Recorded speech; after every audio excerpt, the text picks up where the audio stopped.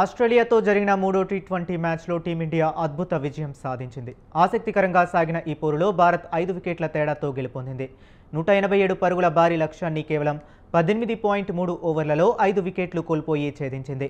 Washington Sundar 23 బంతుల్లో 49 not out చెలరేగగా దితేశ్వర్ Sharma 13 బంతుల్లో 22 not out అతనికి చక్కటి సహకారం అందించాడు.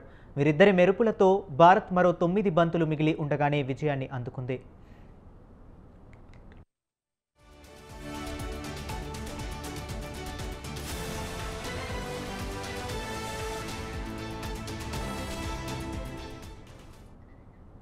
హోబర్ట్లోని బెల్లేరాయు ఓవల్ మైదానంలో జరిగిన ఈ మ్యాచ్లో టాస్ గెలిచి భారత కెప్టెన్ సూర్యకుమార్ యాదవ్ బౌలింగ్ ఎంచుకున్నాడు.